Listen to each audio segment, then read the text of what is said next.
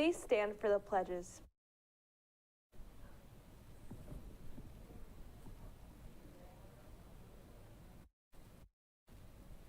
I pledge allegiance to the flag of the United States of America and to the republic for which it stands, one nation, under God, indivisible, with liberty and justice for all. Now for the Texas flag. Honor the Texas flag. I pledge allegiance to thee, Texas, one state, under God, one and indivisible. And now for a moment of silence.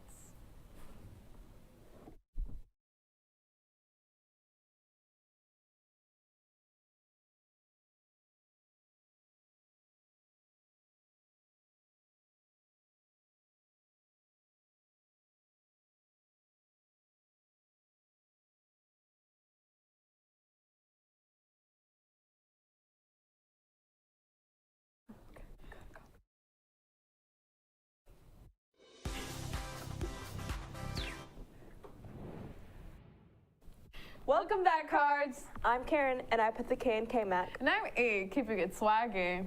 What are you doing today after school, Evelyn? I think I might go to the Student Council General Meeting today after school at 4:30 p.m. in the courtyard. Speaking of Student Council, there's a Student Council election interest meeting today at 5:30 p.m. in room 101. You know what else is after school? Mesh tutorials. I'll definitely be there. Cards, if you want to go to tutorials, go from 4:30 p.m. to 5:30 p.m. for math. You know what I also heard? What? Recently, several members of Family, Career, and Community Leaders of America competed in the Region 3 Leadership Conference in Waco. Of the 11 teams who competed, we are very proud to announce 5 of them have advanced to state in April.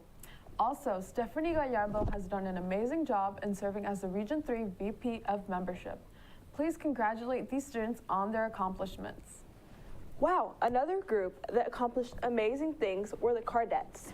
Cardettes recently received honors at regionals. First place in each category/genre that they competed in, Pom, Prop, and Modern. They also received the Choreography Award for Pom Pom, Prop, and Modern. It doesn't end here. They received the Judges Award for Modern, which means they were one of the 3 favorite routines of the day. If you thought we were done, we're not. They received the Super Sweepstakes, which is a 90 and above on all routines from all judges. And amazingly, they placed 3rd overall out of 20 teams. Congratulations, Cardettes! So many wonderful clubs here to join here at MacArthur. Another wonderful activity to join here at MacArthur is Fire Truck Crew. Any junior class member who wants to try out for next year's Fire Truck Crew needs to attend the parent meeting on Wednesday, March 1st via Zoom. Email sharris@irvingisd.net for the link. Tryouts are March 4th and 5th. A parent must attend the meeting as well. If you have a conflict, please visit Mr. Harris in room 104. Get applications in room 104.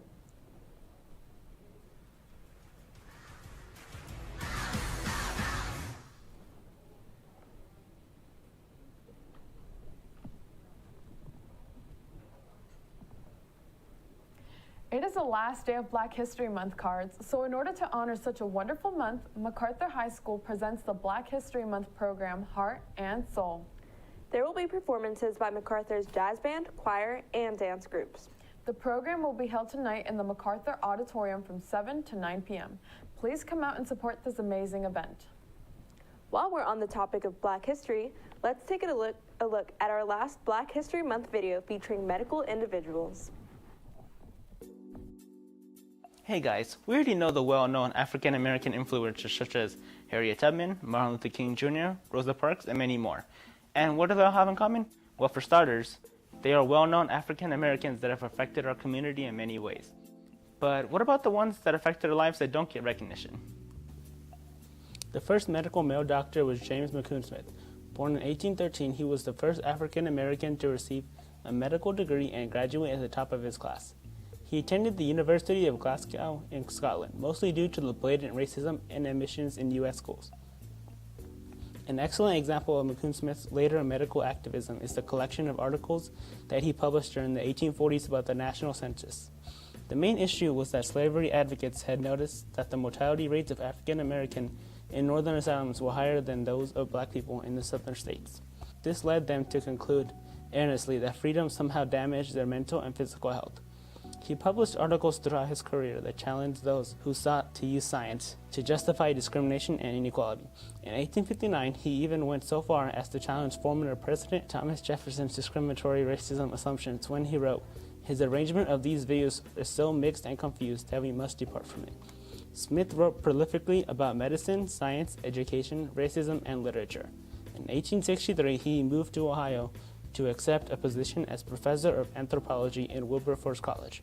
He wrote a regular column in Douglas's paper published under the pseudonym Communipaw, opposing the immigration of American free blacks to other countries.